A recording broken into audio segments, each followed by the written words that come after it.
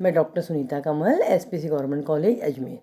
देखिए बच्चों, आज जो हम वीडियो बना रहे हैं वो आपके प्राचीन भारत के इतिहास में सिंधु सभ्यता और संस्कृति आपने पढ़ी थी और वैदिक सभ्यता और संस्कृति आपने पढ़ी थी। मैंने पिछले वीडियो में आपको बताया था।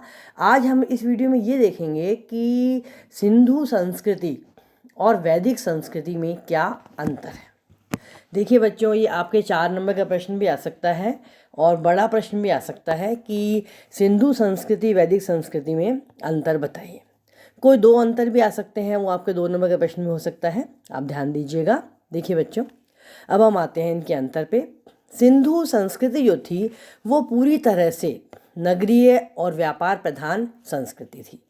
इसके विशाल भवन होते थे, नालियाँ थीं, सड़कें थीं, स्नानागार था, अन्नागार। और इसके विपरीत जो ग्रामीण संस्कृति थी वो बिल्कुल इस चीज़ से बिल्कुल परे थी, इस चीज़ से हटके थी। उसके अंदर ऐसी चीज़ें नहीं हुआ करती थी क्योंकि वो पूरी तरह से ग्रामीण थी। तो मोटे रूप में ये अंतर हम कह सकते हैं कि सिंधु संस्कृति नगरीय व्यापार प्रधान थी और वैदिक संस्कृति पूरी तरह से ग्रामीण संस्कृति थी।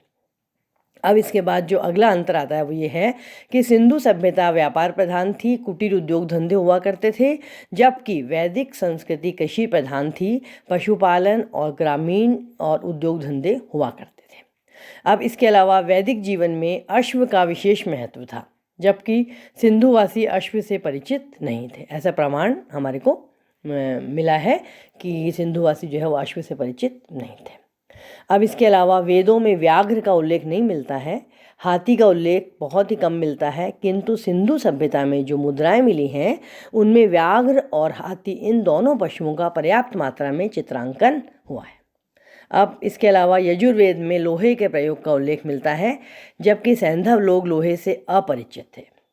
सिंधुवासी ताम्रकालीन थे और आर्य लोग गाय को सम्मान और श्रद्धा से देखते थे, उसकी पूजा करते थे। इसके विपरीत वे बैल को श्रद्धा से देखते थे, उसे शक्ति का प्रतीक मान करके उसकी पूजा किया करते थे। मतलब आर्य लोग तो गाय को सम्मान श्रद्धा से देखते थे और इसके विपरीत सिंधुवासी जो थे वो बैल को श्रद्धा से देखते थे और उसे शक्ति का प्रतीक मान करके उसकी पूजा किया करते थे। सिंधु धर्म में भी मैंने आप लोगों को बताया था कि ऐसा प्रतीत होता है जैसे शिवलिंग है, शिरस्त्राण है और सिर पर जो है वो दूर से देखने पर त्रिशूल नज़र आता है। अच्छा, ऐसा प्रमाण हमारे को मिलता है क्योंकि आपको पहले मैंने बताया कि लिखित प्रमाण तो सिंधु सभ्यता के मिले ही नहीं हैं। सिर्फ जो मौखिक प्रमाण मिले हैं उससे ही हम लोग, क्योंकि लिखित प्रमाण मिले हैं पर उसकी लिपि को अभी तक पढ़ा नहीं जा सका है। अच्छा, अब आप आगे देखिए कि सिंधु क्षेत्र में भारी संख्या में नारी की मूर्तियाँ, मातृ देवी की प्रधानता थी, इसलिए ये हमको मिली है। इससे पता पड़ता है कि वहाँ पर मातृ देवी को पूजा जाता था। इसके अलावा आर्य लोग जो थे वो पुरुष देवता प्रधान हुआ करते थे। सैंधव लोग लिंग पूजा करते थे, जबकि वैदिक लोग इसके निंदक थे, इसकी वो निंदा करते थे।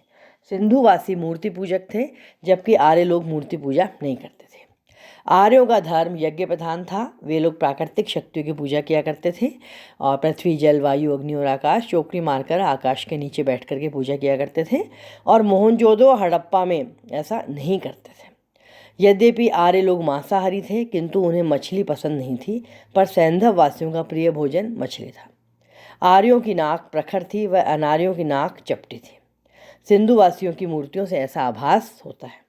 सिंधु सभ्यता के अस्त्र शस्त्र जो थे वो केवल सादे हुआ करते थे। क्यों? क्योंकि वो केवल आत्मरक्षा के लिए ही प्रयोग में लाते थे, जबकि आर्यों के ढाल, कवच, शिरस्त्राण धारण करते थे और आर्य युद्ध प्रिय थे और उनके जो शस्त्र थे वो बहुत नुकीले और शेप में लिए हुए हुआ करते थे क्योंकि वो युद्ध प्रिय थे।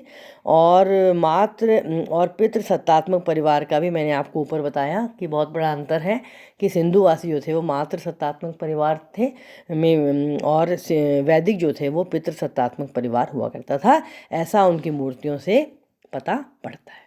धन्यवाद।